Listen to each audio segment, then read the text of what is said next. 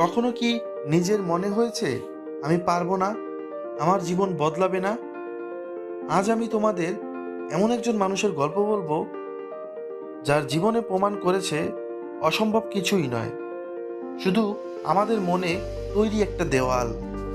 চলো তাহলে শুরু করা যাক। জীবনে একটা সময় আসে যখন মনে হয় সব কিছু থেমে গেছে, স্বপ্নগুলো আর আগের মতো আলো ছড়ায় না, চারপাশে শুধু ব্যর্থতা আর অসহায়ত্ব। এই গল্প শুরু হয় এমন এক ছেলেকে দিয়ে, যার স্বপ্ন ছিল কিন্তু পথ ছিল না। ছেলেটার নাম ধরো আসিফ। মা তাকে বলল, তুই একদিন অনেক বড় হবি বাবা। কিন্তু সেই কথাগুলো আসিফের কাছে তখনও শুধু সান্ত্বনার মতোই লাগলো, কারণ বাস্তবতা ছিল অন্যরকম। একটার পর একটা চাকরির রিজেকশন, স্বপ্ন ভেঙে গেল তার। হাজারবার ভেঙে যাওয়া মানসিক অবস্থা ভিতর থেকে শুকিয়ে যেতে শুরু করলো। একদিন রাতে সবাই ঘুমিয়ে গেল, আসিফ ছাদের ধারে বসে আকাশের দিকে তাকিয়েছিল।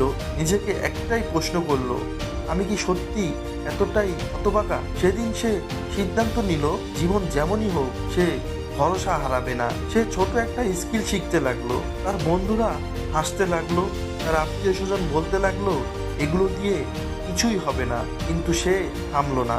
ধীরে ধীরে ছোট ছোট উন্নতি হতে শুরু করলো। কেউ দেখতে পেল না, কিন্তু সে অনুভব করলো। একদিন তার হাতে প্রথম ইনকাম এলো।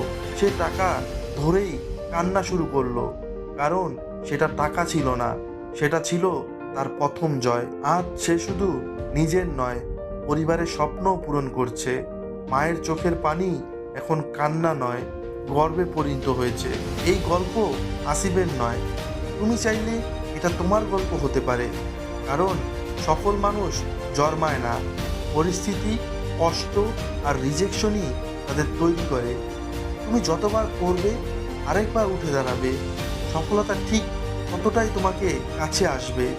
মনে রাখবে, আজ তুমি যেখানে আছো সেটা তোমার শেষ নয়, এটা শুধু তোমার শুরু।